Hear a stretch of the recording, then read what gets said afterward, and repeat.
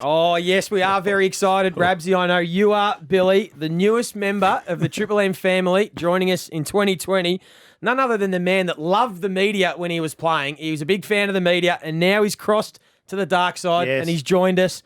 Please welcome Rossi Lyon. Yay! Oh, nice applause, Rabs. You could have got some celebration. Welcome, Ross. Great to be here, part of the Triple M family. That's better. Great to have you because I only see, I don't know you as well as obviously Joey here, and all the St Kilda blokes love you, which is nearly. Well, most. Most, yes, sorry. There's a few we executed that don't quite. There's been a couple of Twitter rants here. But they all say what a good bloke he is, and he's funny, and he's this, and he's that, and you got your mannerisms, and we see you as pretty straight down the line when you're coaching, mate. So what is it, Joey? Well, I want to ask Ross, what do you think has been the biggest misconception of you as a coach that we're going to hopefully see in your personality now that you're in the media? I'm not sure where to start, Joey.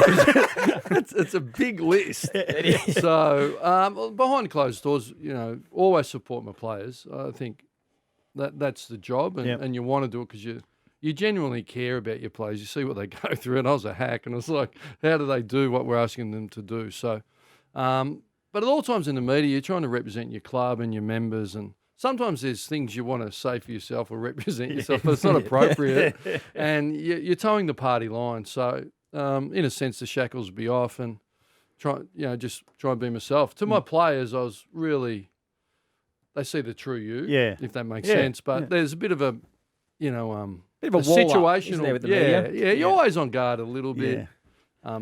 Try not to put your foot in it, so which is really easy to do. So, look, I'm nervous about the foray in to the things I'm doing. Even though I've got product knowledge, I think I understand the game. To communicate that to the listeners and describe it and try and have an impact, I am a bit nervous about it. And, you see the professionals out there and they do it so well and they've made a living. So, look, I'll have a go. But we'd love to hear from the coach's point of view and what you're thinking and what they should do and things like that. But you didn't love the media, did you?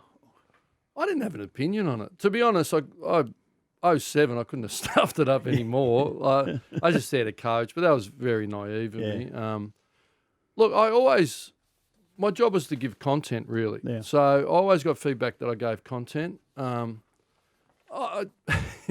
they're really important partners. Yeah, very. So, and I prioritise the broadcast partners, really Triple M, AW, the big radio stations that invested in the AFL. And before the new media, it was really Herald, Sun and Age. So I went out of my way to service those guys, in particular the broadcasters, because, Channel 7 West Media funds 65 cents of every dollar in the game. So, and as you get more secure in your coaching and you've been around a little bit and we were playing finals and you feel good, you open yourself up more. From what I started at to where I finished, I think I made inroads, but I'm not there to be their friend. You can't mistake friendliness for them being your friend. Like now, you guys could try and get me now. Well, Rossi, you will join Triple M on Sundays this year as the special comments man with Mark Howard, Nathan Brown calling alongside Wayne Carey. So it'll be interesting to see the dynamic. The goat. You got to know your spot there with the duck there, and Jay Clark, Ash Stewart, and Mickey Roberts. So it's a great team on Sundays. You are, Rossi, one of the smartest footy brains that we have come across. Can you give us a little bit of an early snapshot into 2020, who you sort of think are the teams from your experience to beat this year? Who could be the big team that can jump like the Brisbane Lions did last year? And which team do you think is vulnerable that could sort of slide out of the top 8 from last season? Yeah, well, offline we've had a fair few discussions. Not many teams are going to reinvent themselves. I think the first one, Melbourne's got capability. Yep. So I think we all recognise if anyone, and Essendon have got capability, but Melbourne have proven to have more. And they've got the big recruits in May. They got Ed Langdon on the wing who really helped their outside run, and Tomlinson from GWS. So they've added run. They're a great contest team, but they need to be able to get on one page and do it under pressure, really. And I think, they're going to be judged early. When I was coaching, it did. As the season opened, I thought, gee, we don't have to do much wrong here to be 0-6. And if you are, you've got to get that first win early. So I think they're a really interesting case.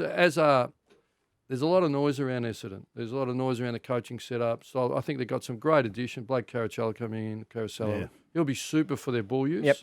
And that transitional coaching handover. And, I ran into Luke Ball and he said, we're actually quite healthy. There's a lot of noise. So, again, they'll be looking to start well. I think there's only about 2 spots in the A. Yep. I think the others, Richmond should be favourites. They're a great team. I think West Coast with the addition of Tim Kelly, that and Nat Nui healthy and that first use. It's scary. And their system, and they got the key forwards, key backs. I think Kennedy healthy. They're going to be, and those home games, you get over there on the 170 metres in 35-degree heat early in the season, they'll be rolling. And GWS, that natural improvement from their kids. I think they're the 3. And then what Geelong did, how they improved their system last year, I think it was a great coaching performance and playing performance. But, you know, can they continue to grow? I'm not too sure. And Collingwood as well have got enormous talent. So I think there's only 1 or 2 spots, and the Dogs continuing on being exciting. Norton 6, so you were looking ahead 6 weeks, not 1 week at a time. Never. So you'd say, we're just looking at next week. We're looking at next week. No.